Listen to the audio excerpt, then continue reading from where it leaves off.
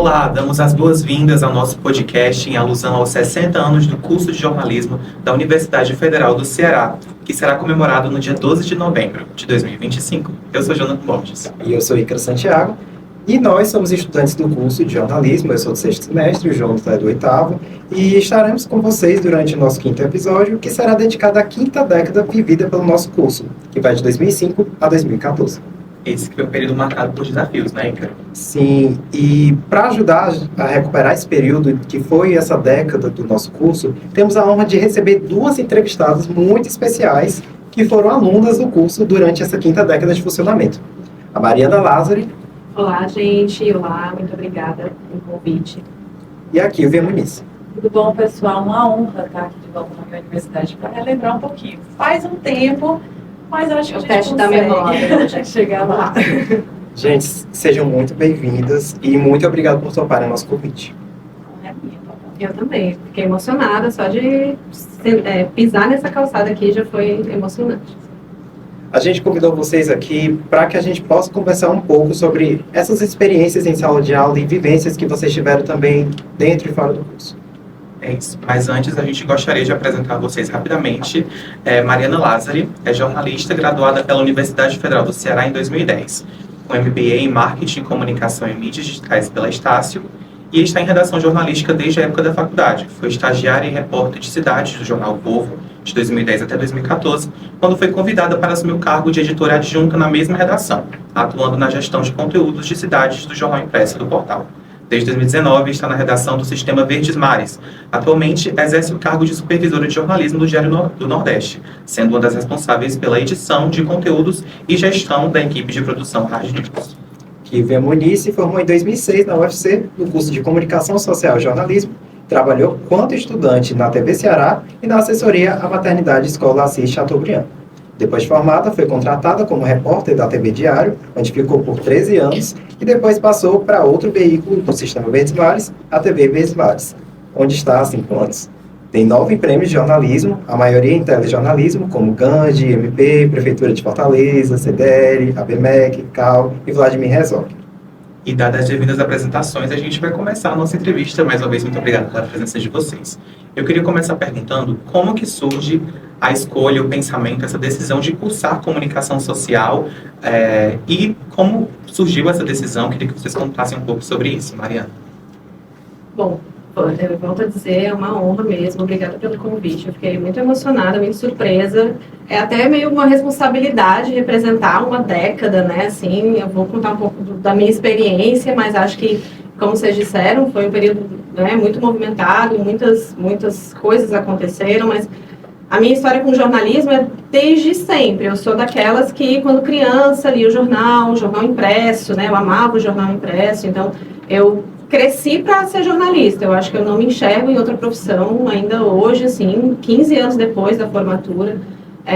Então, desde sempre, uma leitora de jornal, uma pessoa que gosta de ler, eu fui aquela personagem clássica, assim, do jornalismo da nossa época, né? Porque talvez hoje as pessoas busquem o jornalismo por outros objetivos. Então, eu era uma leitora gostava muito disso, da literatura, gostava muito do jornal impresso eu fiz vestibular em 2005, aí eu não passei, fiquei nos classificáveis, aquela coisa toda, e aí em 2006 eu fiz novamente, estudei novamente, fiz o vestibular para cá, e ouvi meu nomezinho na rádio, né, porque a gente ouviu o nosso nome na rádio quando era da aprovação, comprei o jornal com meu nome lá, tá riscadinho ainda hoje, pelo sonho mesmo de estudar o jornalismo. Então, é uma paixão, sempre foi, e apesar dos percalços aí do caminho, ainda hoje é uma paixão. E voltar aqui hoje me reacendeu um pouco dessa paixão. Eu acho que jornalismo é um sacerdócio, né, para as pessoas da nossa época, principalmente, porque é muito isso, né? Eu também sempre tive essa certeza, né? A gente não, aquela história, né? O jornalismo escolhe a gente também. Então, a gente era criança, quando era criança, eu já sabia que eu queria ser jornalista, né? Eu sempre gostei, inclusive, de TV, né? De jornalismo de TV. Então, eu sempre quis fazer isso. E eu tive uma experiência antes no IF, achava que comunicação lá, tem uma cadeira de comunicação, mas é de telecomunicação, era a mesma coisa, mas não era. Acabei fazendo turismo quando eu descobri que era muito cálculo, telecomunicação, mas tudo para tentar me aproximar da cidade, me aproximar do jornalismo, né, que é o que eu faço. E A UFC também sempre foi a única certeza que eu tinha, principalmente porque minha mãe disse isso para mim. Ela disse, é o seguinte, ou você passa numa universidade pública ou você não vai fazer uma graduação. Não tem essa opção de uma universidade privada. E eu sempre quis a UFC também, né? Então, foi bem tranquilo, assim. Então, tranquilo passar, porque a gente sempre fica muito tensa. E na nossa época, você já não pegou, Mariana, mas eu peguei a época exatamente um semestre antes do Enem começar a valer, de fato, de direito. Então, a primeira vez que eu fiz, eu também não passei no UFC. Eu estava numa época assim, muito revoltada contra o sistema. Não sei se você viu essa época. Eu achava assim que é uma forma muito injusta de escolher as pessoas para entrar na universidade. Teve esse babado aí na minha vida, então eu não estudei. Aí todos os meus amigos que também achavam injusto passaram e eu, olha só, fiquei para trás. E aí me dediquei no semestre seguinte, consegui entrar no curso, que foi justamente há 18 anos. Um dia desse. E depois que vocês entraram no curso, vocês lembram como foi a primeira impressão de vocês? Como era o departamento, os professores, os colegas também? Eu não sei se ainda chamam de puleiro. O lugar onde a gente ficava. Não tem mais esse nome, né? Espero que o curso a primeira questão que apresentaram para a gente foi o poder. E, na verdade, é o seguinte, como o prédio, eu acredito que a estrutura ainda seja a mesma, né? Existe o prédio principal e embaixo o prédio demais salas, né? Então, a gente chamava, não sei porquê, de puleiro nessa época. E aí, meu primeiro contato foi sendo bicho. Também não sei como hoje são feitas essas recepções. Semana de recepção. Mas a semana de recepção foi ótima, adorei. Né? Pintaram a gente saiu muito imunda, porque a gente estava cheio de tinta e muito sujo. Mas é aquela coisa, aquela marca, né? Fazia parte, Fazia parte. Não me sentia de jeito nenhum ofendida. Exatamente. Né? Era muita humilhação mesmo. Assim, você fazia pedágio, né? Amarrado no colega, no meio da avenida da universidade, para pedir dinheiro para as pessoas, fazer o elefantinho. Coisas assim que não vamos citar aqui, mas tipo, insalubres. Mas havia um encanto tão grande que hoje eu olho e falo, meu Deus do céu, que loucura. Mas que bom, espero que não exista mais. Mas, assim, fazia parte da época, do ritual mesmo, da entrada, né? Assim, eu era muito nova e aquilo para mim foi um pouco assustador, assim, porque você chegava e havia os veteranos, eles eram um pouco... eu acho que a pessoa vivia o semestre todinho para chegar no segundo semestre ser um veterano e recepcionar o bicho, e aquilo lhe dava um status. Então, eu cheguei, eu lembro que era tchutchu direto, fazer tchutchu, não sei, mas tchutchu direto, apertava e não sei o quê, e subir em cima da mesa e dançar e coisas, enfim. Foi um período meio que, mas assim, eu acho que havia a realização de um sonho tão grande que vocês passaram a semana de recepção e eu vi um professor, de um calibre dos professores que sempre tivemos, assim, falar de jornalismo com a paixão que sempre falaram, você já tipo, caramba, é isso, estou aqui no lugar certo. Acho que as brincadeiras faziam parte mesmo desse processo, talvez de quebrar um gelo, alguma coisa assim, mas o encantamento com a sala de aula e tal, era um período, havia um sucateamento muito grande, né? Eu lembro assim, não ter papel higiênico no banheiro, não ter cadeira para sentar, não ter um ar-condicionado que funcione, não ter algumas coisas que... Mas eu acho que isso, você meio que... A juventude, né? Você meio que tirava de letra pela realização mesmo do desejo, do sonho mesmo de estar aqui, né? Eu acho que a nossa época na UFC foi bem isso. A gente tinha uma compensação enorme nas pessoas. Então a questão humana era muito forte. A gente tinha ícones como Agostinho Rosso na sala de aula, falando da experiência dele. É incrível, eu até hoje fico arrepiada lembrando dessas histórias e algumas das frases que ele disse que ainda hoje me acompanham de ser lida. E a gente tinha pessoas extraordinárias adentrando nas salas de aula. A gente tinha Ronaldo Salgado, a gente tinha nomes incríveis, a Júlia Miranda. E aí, nossa, tinha o Túlio também. O Túlio ainda ficou bastante tempo. Enfim, o Nonatinho, né? O Nonato, que era querido, né, da rádio, enfim, muita gente boa. Mas, de fato, a gente pegou um período em que a universidade estava, eu peguei esse período muito sucateado. Inclusive, era uma das palavras que a gente mais usava. A gente não tinha equipamentos de fotografia, a gente não tinha... Eu gostava de telejornalismo, não tinha câmeras para fazer, não tinha estúdio, não tinha muitas questões técnicas. Então foi sofrido algumas disciplinas, mas compensava pela efervescência mesmo, falando que a gente encontrava. Isso é muito positivo. Eu acho que é uma experiência que não muda mesmo. Assim, a semana de recepção, a gente ainda tem algumas coisas nesse sentido, de passar por umas certas humilhações, mas eu acho que, de fato, quando a gente chega aqui, que a gente se depara com esse universo novo, de fato, né? Com essa capacidade gigantesca que a universidade tem de nos abrir portas e de nos trazer outras pessoas, isso é muito positivo. Mas para além da bolha do jornalismo, né, que em 2005 viralizou em todo o Brasil, uma radionovela que foi produzida pela sua turma na disciplina de rádio, do professor Nonato Lima. E o nome dessa radionovela é O Drama da Topic 55, que é um transporte coletivo que vai do campus do PC da UFC até a Unifor e que passa aqui pelo bloco de jornalismo, né? Eu queria saber de ti, eu já fiz essa disciplina, já fiz uma radionovela, não tão icônica quanto a sua, claro, mas eu queria saber como foi os bastidores dessa produção, como foi a repercussão, vocês passaram até no Fantástico, né? Chegou até ter matéria no Fantástico, né? Foi uma loucura aquilo, porque vamos entender o contexto, né? A gente está falando de época que não tinha redes sociais, tá? Então hoje é fácil viralizar, digamos assim. A gente conseguiu viralizar por e-mail, tá? A gente viralizava por e-mail. Os primeiros virais, talvez, né, de Fortaleza. Provavelmente, assim, sabe? Assim, nunca fizemos um estudo ali sociológico sobre isso. Mas o que acontece? A Topic 55 era um transporte que um dos nossos grandes amigos, o Thiago, muito próximo a mim, inclusive à época, pegava direto. E eu ia muito para casa do Thiago, inclusive. Então, era um problema da cidade, porque a gente queria um transporte público, de fato, uma linha que fizesse esse vínculo entre a universidade e a região de São Gerardo, o bairro São Gerardo, Bezerra de Menezes, e não tinha, então era sempre a Topic 55. Ela sempre vinha muito lotada. Então era uma pauta nossa, muito durante a universidade inteira, o problema dessa Topic, né? Então, a proposta do Nonato é, vamos fazer, deu a proposta para a turma, dividiu a turma em grupos, vamos fazer uma radionovela, um drama da cidade, algo que a gente viva. E aí a gente, na nossa turma, tinha muita gente gaiata, né? Inclusive Guto Castro, que é a principal voz, que hoje é assessor do prefeito Evandro Leitão.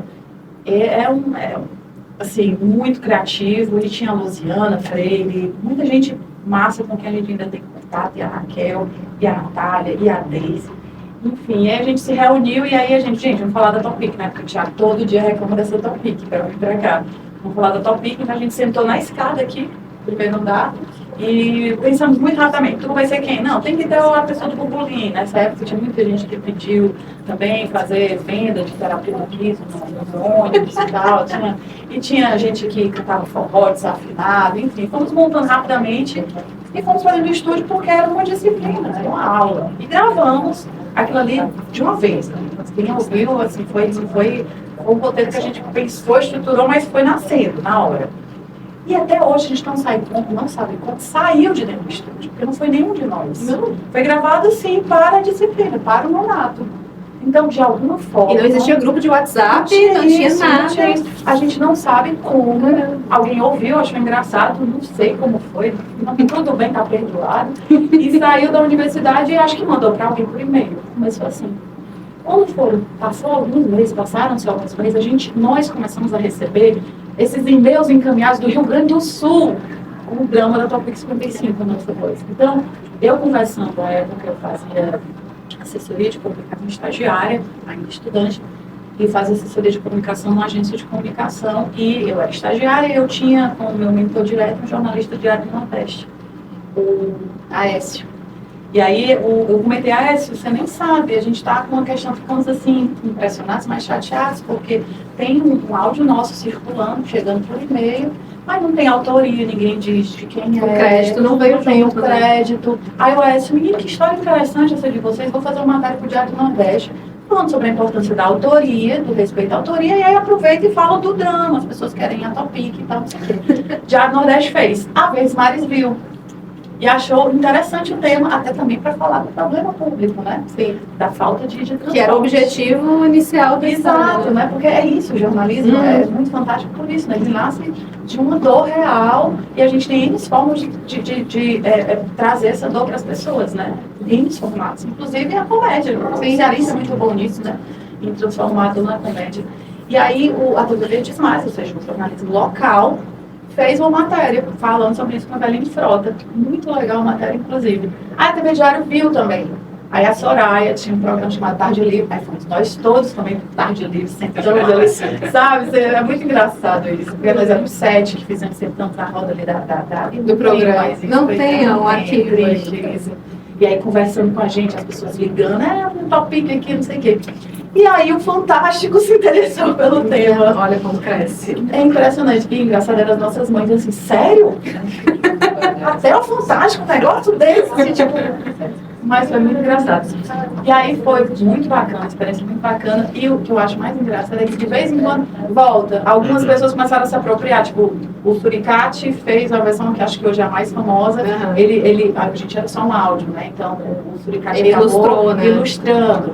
E aí volta e meia aparece. A última vez foi nas Olimpíadas, quando passavam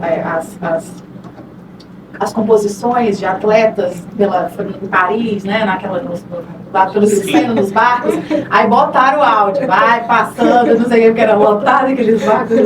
Então, de vez em quando alguém recebemos propostas de publicidade, acabou que não deu certo, a gente nunca monetizar, não rolou. A gente nunca ganhou um tostão no Tópico 55, mas a história é muito bacana. É muito certeza. Mariana, você havia trazido para a gente o seu trabalho dentro da revista Entrevista. E eu queria saber como a revista Entrevista impactou no seu trabalho hoje em dia, já que foi um trabalho que você teve com o professor Ronaldo Salgado, que é uma das grandes inspirações de vocês, e também você diagramou também a revista por vários anos. Pois eu vim lembrando, né, resgatando, a revista Entrevista era, no meu caso, eu vim pro curso pelo jornalismo impresso e queria escrever, e aí era um laboratório, né, só que no semestre, voltando um pouco à questão, não existia muito equipamento de televisão, para quem quisesse fazer televisão, de rádio, tudo, então todo mundo lutava por uma vaga na cadeira como um laboratório de impresso, que era a revista Entrevista. O resultado da cadeira era a impressão e a produção da revista.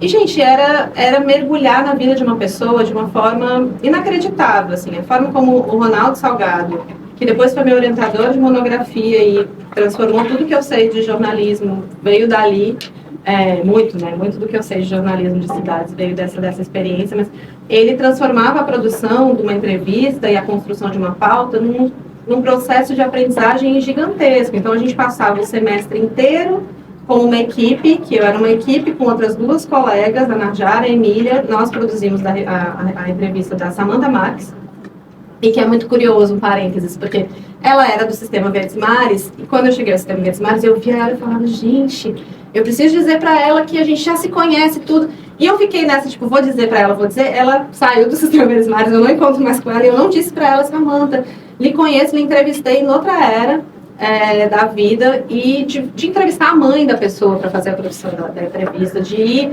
aonde a mãe dela trouxe documentos, pastas, coisas, de você mergulhar. A gente foi na entrevista da Regina Passos, a bailarina também, a gente foi para a casa dela, e aí ia toda a equipe, tinha todo um processo de construção das perguntas, e existia um cuidado na construção disso, que é de uma beleza que o resultado sempre era lindo. Então, você quando via a revista impressa, era a realização de um grande sonho, assim, parecia que você já tinha, pronto, tá aqui, eu fiz jornalismo, já tem uma revista entrevista. E aí, pela vida, eu aqui na faculdade, eu me interessei muito pela diagramação, por projetos gráficos, na cadeira de projeto gráfico, eu me envolvi muito, eu passei a gostar muito disso também. E aí, em algum momento, precisava alguém diagramar a revista. E aí eu passei a fazer isso como freela. Eu cobrava ali dos estudantes, tipo, gente, só pelo trabalho aqui, né, das turmas seguintes, não a minha turma, mas eu preciso, né, eu passei a fazer isso como freela, e depois que eu saí da faculdade, me formei, ainda fiz isso como freela, eu diagramei livro de reportagem de colegas que se formaram aqui também, revistas, que eram, né, os trabalhos de conclusão, e acabou sendo uma parte do meu trabalho também, e hoje em dia eu não faço mais isso, mas é algo que eu adoro, eu acho incrível, acho bonito e acho uma criação muito diferenciada também, você criar um design de um livro, criar um projeto gráfico de um jornal. Isso para mim sempre foi muito, muito incrível. Quando eu trabalhei em jornal impresso, eu adorava essa parte de sentar do lado do diagramador e ver essa construção dessa página. Mas para a revista Entrevista era mágico, porque além de tudo eram textos enormes, né? Porque eram entrevistas longas, então... E você, na época, não existia sistema de decupagem de entrevista. Você sentava com o seu fonezinho e você ia escrever aquilo ali. De inteligência artificial, Não né? tinha ainda um negócio que você mandava um áudio e ele já transcrevia para você. Então, o processo de produção era enorme, o processo de transcrição era enorme. E aí tinha o texto de apresentação dos entrevistados, era um perfil que aí todos os colegas podiam escrever para ver qual que seria o escolhido pelo Ronaldo para ser o texto da abertura, né? O texto de apresentação daquela entrevista. E era um grande, como se fosse... hoje é o dia que o Ronaldo vai analisar o texto do perfil para ver qual vai ser o escolhido. Era um grande dia também. Então, essa cadeira é mais do que uma cadeira. Foi a realização de um grande sonho mesmo de mergulho nesse processo da entrevista, que é a base do jornalismo. Independentemente da sua função, você vai estar sempre entrevistando alguém, você vai estar sempre nesse processo de escuta.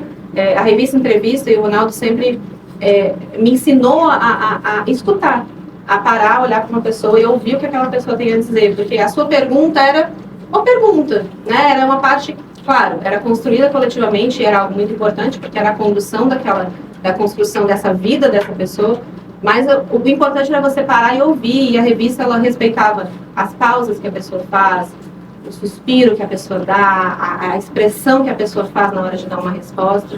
E a revista Entrevista é um documento histórico, tem entrevistas históricas, né?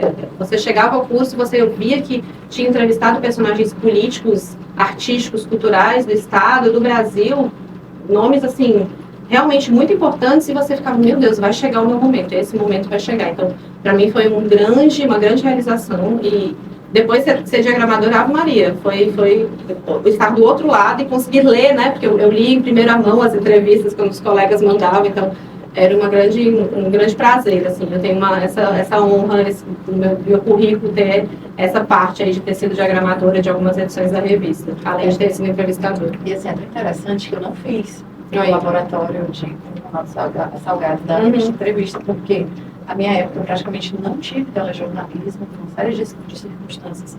A gente não tinha professor, resumindo. Então, na Tele 1 não tinha, Tele 2 praticamente não tive. Eu tinha o meu também. Então, não, tipo, pra mim era muito complicado. Tinha o desejo porque eu queria a área de telejornalismo, mas eu não tinha referência, não tinha ensinamento, não tinha nada. Então, eu precisava fazer laboratório de jornalismo. Então, eu fui fazer o laboratório de jornalismo. Foi uma experiência ótima, porque a gente tinha um estúdio com o Godofredo. Então, entrevistamos o Albuquerque, entrevistamos o escritor, Lira. E aí, foi muito bacana também. Mas, praticamente toda a turma era eu e o Romário Fernandes, que é assessor do Corpo de Bombeiros hoje, que estávamos no laboratório de tele. Todo o restante da turma era revista estava na revista. Então, eu vivi a revista pelos meus amigos, né? E eles entrevistavam, por exemplo, eu vou lembrar o nome dela, mas ela é a dona da marca Pardal. Uma pessoa dificílima, inclusive nunca tinha dado entrevista, muito low profile, não gostava da entrevista. E o cuidado, né, enorme, imenso que se tinha com a pré-produção. Na verdade, não era uma entrevista, chamava de entrevista, eram muitas entrevistas que vocês faziam, para construir aquilo ali. E é tão impressionante. Teve turma que viajou, porque a pessoa é de alguma outra cidade, e aí viajou e teve toda a experiência de viagem para ir entrevistar aquela pessoa. E isso, às vezes, são as únicas entrevistas que tem com algumas pessoas, porque é uma entrevista que a notoriedade dessa pessoa é a história de vida dela, não precisa ter sido famosa, não precisa ter feito nada. Às vezes, a tia Cleide, né? Sim. E eu ouvi que tia Cleide ainda é a tia da cantina, então, tipo, ela foi uma das entrevistadas da revista Entrevista, pela importância que ela tem para as pessoas que constroem esse documento, para as pessoas que constroem essa produção.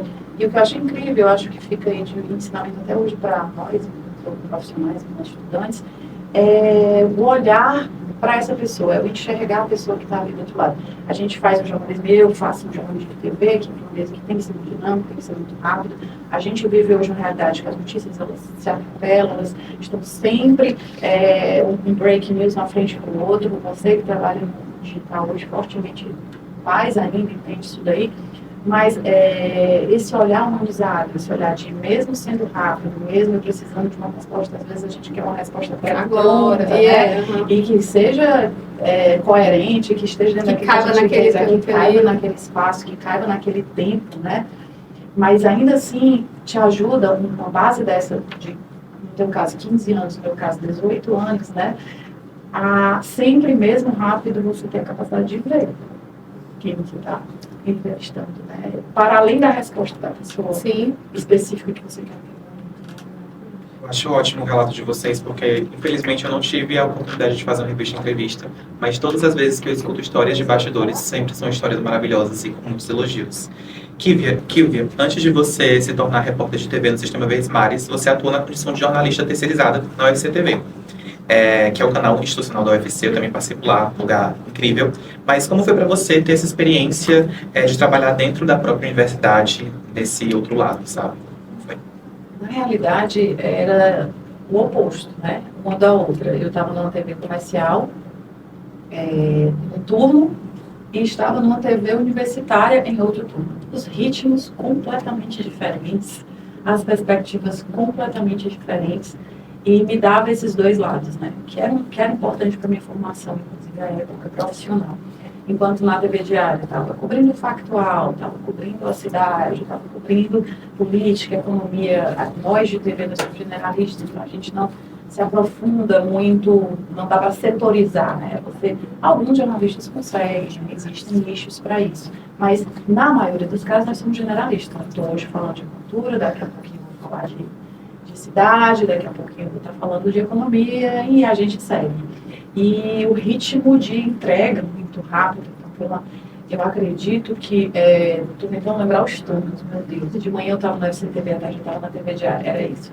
Então, enquanto de manhã, na universidade, eu estava trabalhando durante uma semana numa matéria, quando eu chegava à tarde, eu estava trabalhando em 3 matérias que tinham sido entregues no mesmo dia. 2 matérias que precisavam ser entregues no mesmo dia. Então, a UFC me dava essa outra perspectiva, esse outro fazer jornalístico, né, que é diferente. Era muito bacana poder conhecer a universidade. A universidade é fantástica, é muito rica. Você tem personagens incríveis, você tem pesquisas incríveis, você tem histórias incríveis.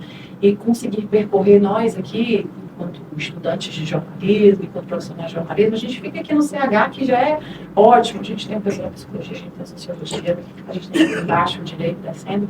Mas aí eu fui para um campus que eu não tinha o hábito de ir, que é o campus do PSI, né? Então a gente é meio distanciado ali do pessoal, do pessoal ali de exatas, né? Então, eu conheci os projetos do Bajo, o pessoal da energia elétrica, que fazia carros e robótica, e o Fórum Cabo Sul, o pessoal da saúde. Então, que é outro universo também, totalmente, né? Enfim, outro ritmo. E aí, consegui passear pelos campi, né? Sair, de certa forma, romper esse nosso mundo aqui da humanidades e para a saúde. Enquanto jornalista, era muito legal, né? E pela dinâmica própria de fazer jornalismo no mercado, a gente sabe que nem sempre as pautas científicas, o jornalismo científico, as pautas acadêmicas vão ter espaço, né? Então, a universidade né, foi muito legal o projeto, né, de conseguir ter seu próprio espaço, de dialogar seu próprio espaço, de dar essa atenção. E aí, como você tem mais tempo, você trabalha melhor, os projetos gráficos, as temáticas, e é outro ritmo, são propostas totalmente diferentes, né? Mas foi riquíssimo esse período.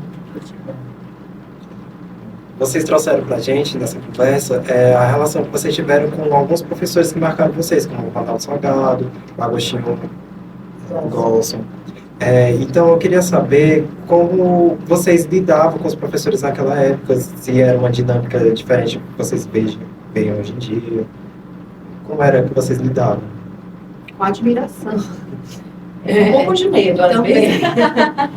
O Agostinho tinha seus momentos, né? Seus confrontos. Tinha. Assim, falando do Agostinho, né? É como eu citei assim, no início da nossa conversa. Eu acho que existem pessoas que são divisores de água. Eu acho que tem pessoas que não apenas marcam a sua trajetória, mas elas ajudam você a escolher caminhos. O Agostinho era um apaixonado e ele era franco. A gente fala sobre o medo porque ele, dependendo da conversa que ele estivesse tendo com você, ele batia na mesa para amarrar. Ele era dramático, né? Ele era aquele jornalista mesmo raiz. Visceral. Isso, visceral. Então, ele estava contando, ele contava as histórias de bar. Muitas das grandes histórias dele surgiram em mesas de bar. Né? Era menos formal, nesse sentido de que a gente, hoje, de certa forma, e claro, os tempos mudam, os tempos pedem, a gente precisa entender né, as pessoas nos seus tempos, né? A gente precisa hoje de uma formalidade, até uma questão de segurança, né? Então, a gente acaba dessa forma tendo um pouco mais de distanciamento de uma fonte, diminuiu talvez essa conversa mais tete a tete, vamos conversar aqui no bastidor, para ter aquela coisa mais formal, por questões mesmo de segurança, de jornalismo também, né? E ele ainda é de uma época em que as pessoas iam, ele contava, era muito engraçado, tinha uma entrevista que ele fez com o Fagner, que ele disse que foi horrível, uma entrevista péssima, e tal hora ele mandou o Fagner não sei aonde, e se desentendeu com o Fagner, que eles estavam jogando sinuca, do nada, e beber, e jogaram sinuca, e o jornalismo e a conversa, o que ele queria, saiu da sinuca, do jogo de sinuca, e não da formalidade de chegar a uma gravação. E aí, da percepção de mundo, ele me passou muita percepção de mundo, de às vezes o jornalismo acontecer numa conversa totalmente despretensiosa. Ele está aqui com um amigo, eu nunca vou esquecer também, várias vezes que eu não vou esquecer, que ele disse que estava conversando com um amigo e o amigo citou uma situação ali que ele achou estranho, ele como é? E me conte isso direito. E daquilo ali surgia já uma pauta, surgia um questionamento, surgia uma denúncia, e ele falava assim, técnica, qualquer macaco aprende. Essa é uma frase, dá para ver ele falando. É uma frase que eu não esqueço. Porque, de fato, a técnica, a questão de você saber escrever, gramática... Como é um lead, como é isso, básico, é o básico, né? Eu sei escrever, eu sei o que é um lead, mas o humanizado, o bom senso que tem por trás daquilo ali, você não aprende. Assim, você precisa ter isso dentro de você, você precisa buscar, você precisa se esforçar por aquilo. É o que diferencia realmente a pessoa que tem a vocação, né? Que tem esse sacerdócio. Então, ele tinha isso. E ele passava de um jeito que a gente ficava querendo sair da sala dele, da aula dele. Eu quero fazer diferente, eu quero mudar a cidade, eu quero... resolver os problemas. Eu tava lembrando que a aula do Agostinho, muitas delas, e a gente vai falar dele talvez porque tenha sido muito marcante mesmo, né? Era assim, a atividade de aula, de casa, comprar o jornal. Vocês vão ter que achar a Folha de São Paulo para trazer para a próxima aula. E aí a aula era, ele abria o jornal e ele ia ler. Aí ele abria e folhava, e numa das leituras ele encontrava alguma coisa que remetia a alguma história, que remetia a alguma coisa, e aquilo era o aprendizado. Não era pegar um texto, e nada contra os textos, a teoria, pelo amor de Deus, ela é muito importante, mas a aula dele era basicamente o jornalismo sobre o jornalismo, e sobre a vida dele, sobre o que ele tinha vivenciado. Então, ele abria o jornal, ele riscava um lead, ele fazia não sei o que, aí isso aqui não se faz, não sei o que, e aí ele ia corrigir aquilo que a pessoa tinha escrito já no jornal, mas que para ele estava considerado errado, e ele ia explicar por quê. E isso valia muito, porque eu ficava encantada. E nunca mais eu li o jornal de outra forma, de uma forma, né? Para mim, ler o jornal passou a ser um exercício de cuidado com aquilo ali e de, às vezes, olhar uma coisa e falar, nossa, o Agostinho acharia isso. Ainda hoje, quando eu edito textos, o Ronaldo Salgado, ele nunca gostou do sua e do seu. Não sei quem é a sua filha, ele sua de quem? Sua que está lendo, sua minha. Então, nunca boto, eu sempre corrijo os textos quando eu vou editar, eu tiro o sua e o seu e boto um dele, um dela.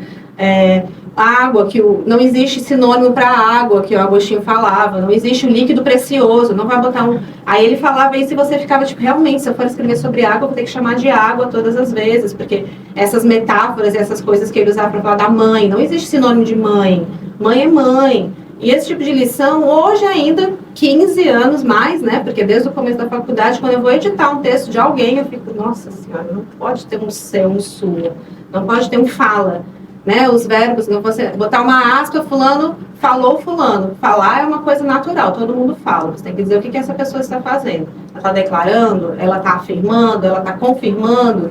E aí isso fica. Memória, isso fica muito, assim, no dia a dia tá presente. Eles estão presentes aqui do meu lado, eu editando um texto, eles estão presentes ali comigo, assim. Isso é incrível. E assim, a honra que era ele corrigir um texto seu e ele risca pouco.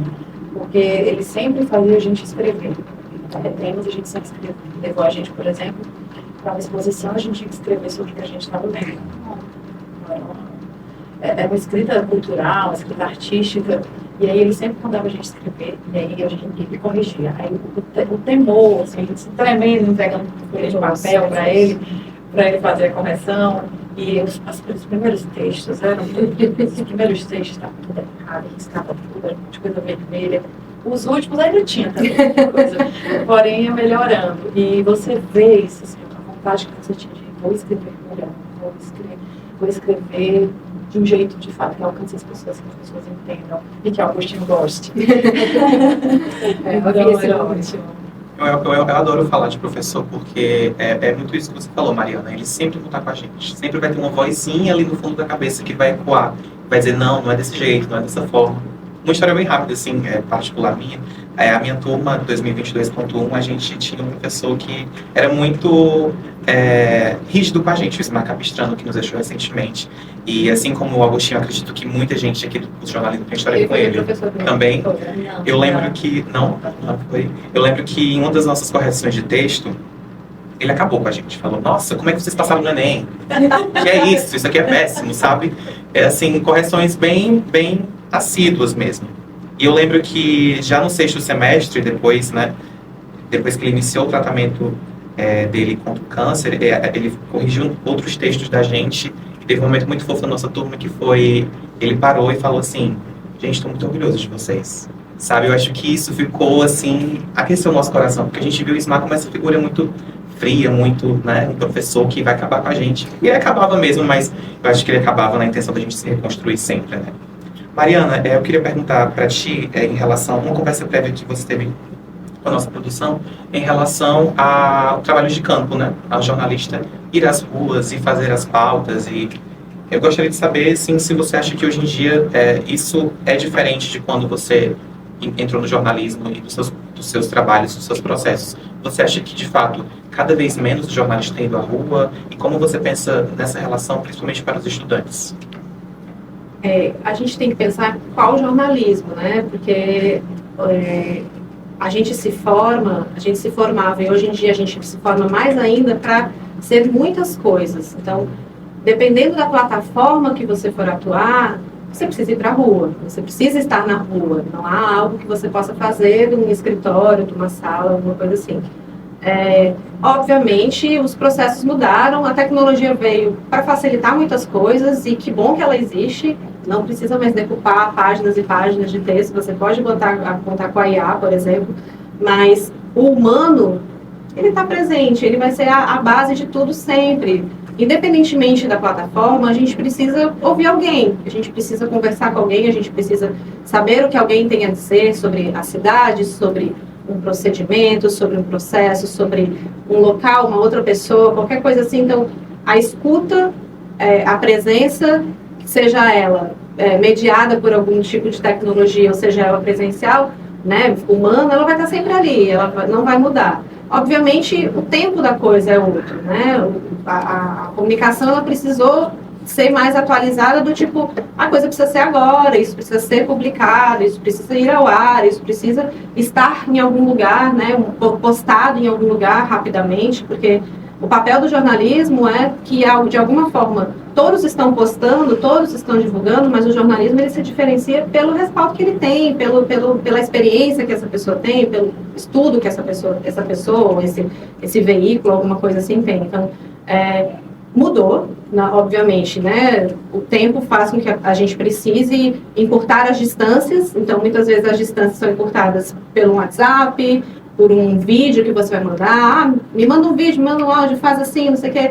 Ou, né, mas isso ainda é uma pessoa que vai estar do seu lado, que vai estar lhe dando uma opinião, que vai estar lhe dando uma resposta, que vai estar lhe informando alguma coisa, que vai estar ensinando para o seu público alguma coisa, ou ajudando de alguma forma, fazendo um serviço, trazendo uma informação de serviço.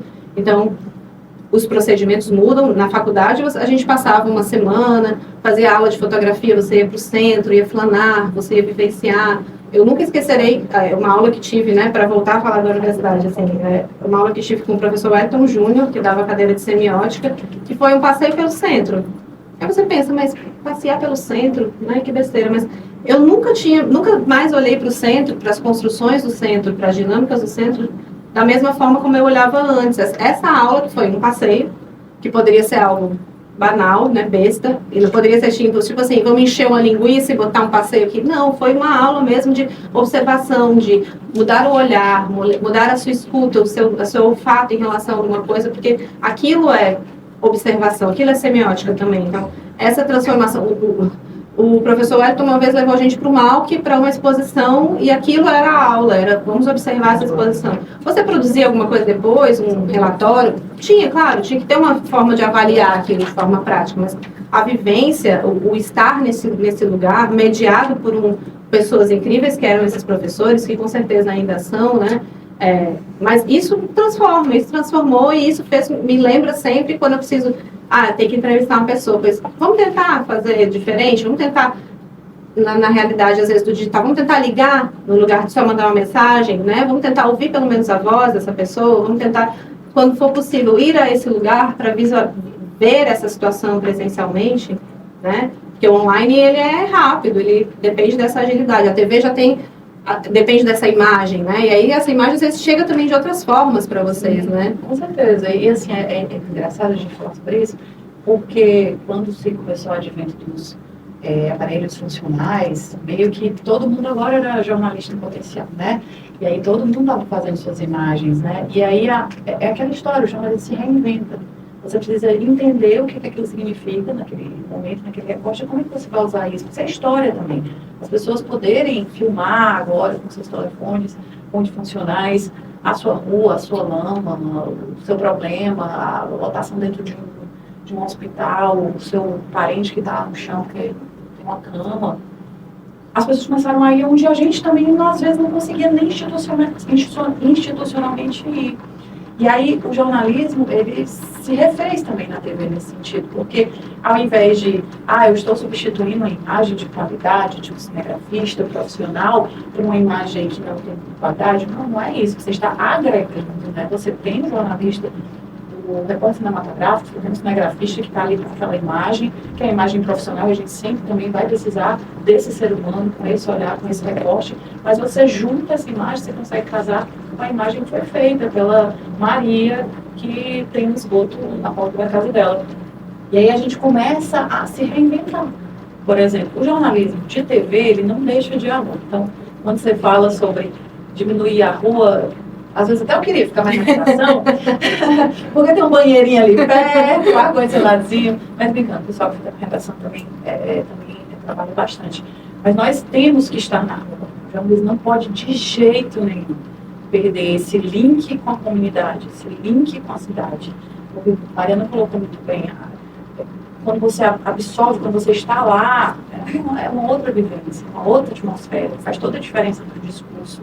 Você vê a expressão, você saber o que está no olho da pessoa quando ela está falando, para além do tom da voz dela. O jornalismo tem que estar lá, ele não pode abrir mão de estar com as pessoas, né, à medida que se consegue. E agregar quando a gente não está, a gente não consegue, nós somos limitados, nós somos finitos, né? Existe um número de pessoas finita naquela redação para cobrir, ainda mais hoje em dia que as coisas acontecem em 70 municípios ao mesmo tempo, então realmente não dá, né, para estar lá. Mas quando a gente não está, a gente tem, de repente, a pessoa que está contribuindo e fazendo parte, ele vai passar por, claro, critério, essa imagem é real, essa imagem tem base, o que essa pessoa está dizendo, todos os critérios de apuração, todos os critérios de jornalismo precisam estar presentes. Quem é essa fala? O que é que ela está falando? O que é que ela está denunciando? Quem é que pode responder a isso? E dependendo da situação, vamos conferir sim lá. Né? Então, a gente faz muitas essas dobradinhas, né, com a população, do tipo, a população manda, a gente tem canais, né, de mensagens, a gente recebe essas sugestões, a população manda um perrengue que está passando, uma obra que está prejudicando o trânsito, a gente vai lá, confere, a gente cobra prazos, aí depois a gente confere de novo se os prazos foram cumpridos, então tem que estar lá, né?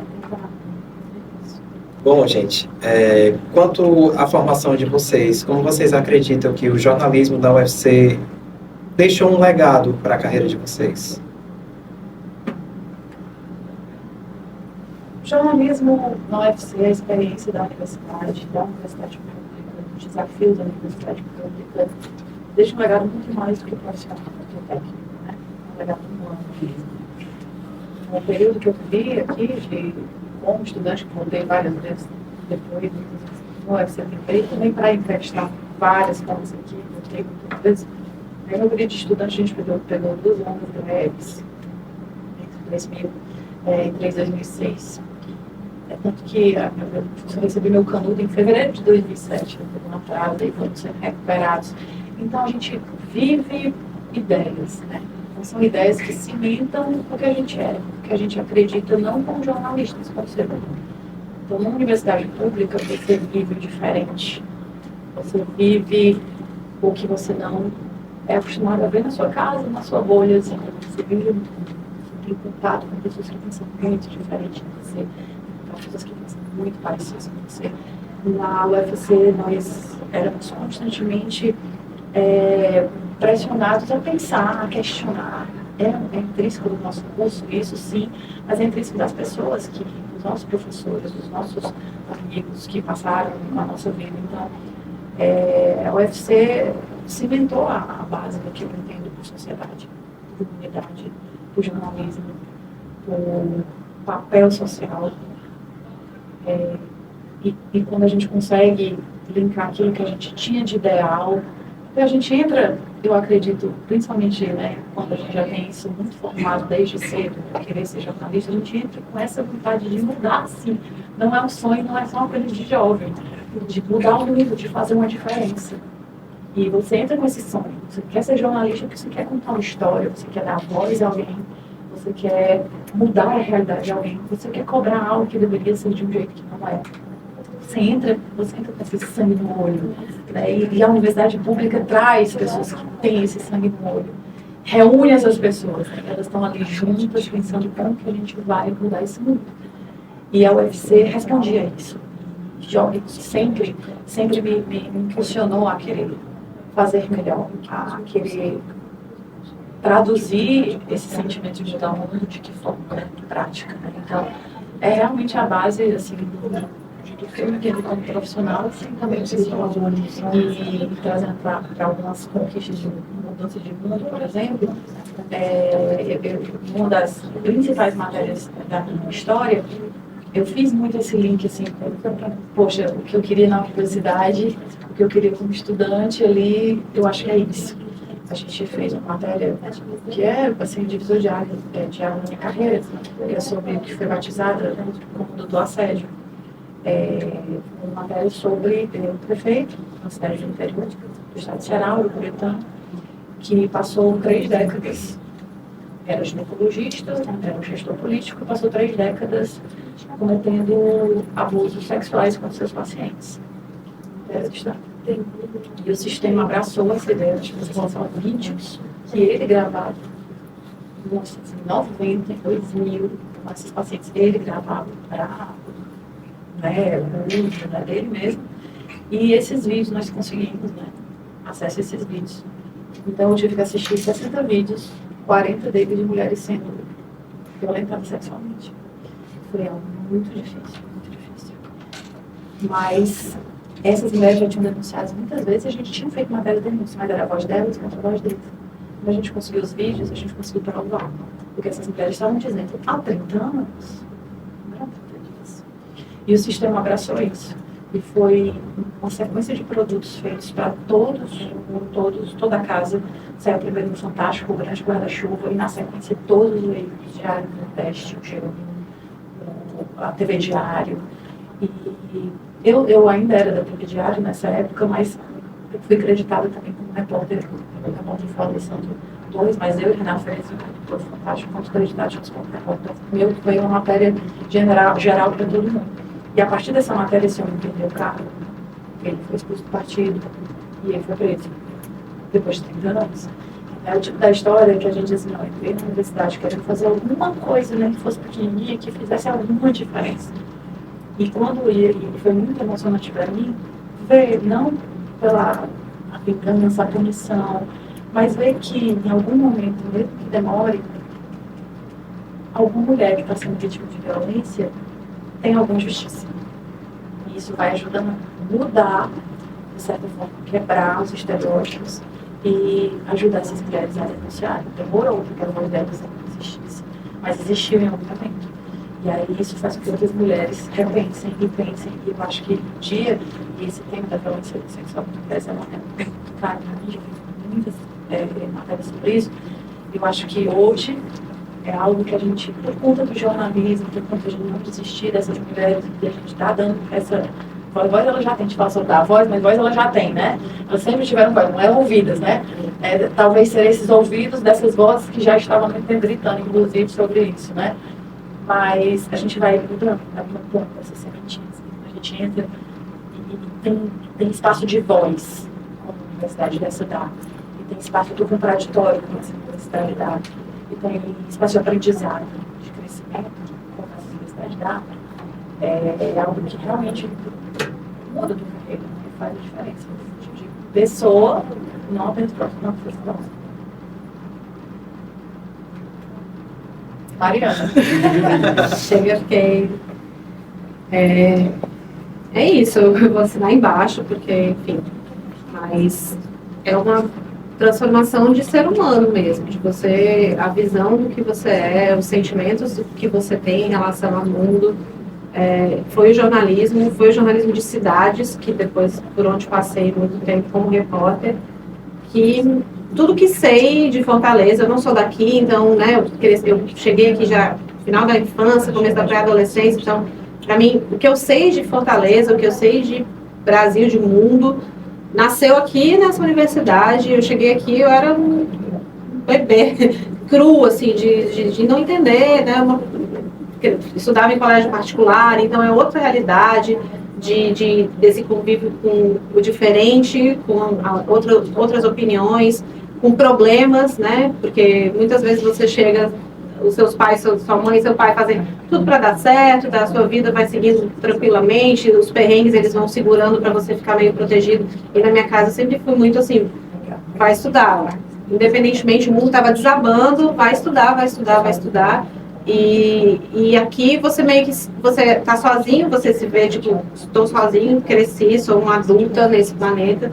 E eu cheguei e eu não era nada disso, assim, toda a visão crítica que eu tenho, toda a visão de mundo, de sociedade, nasceu aqui.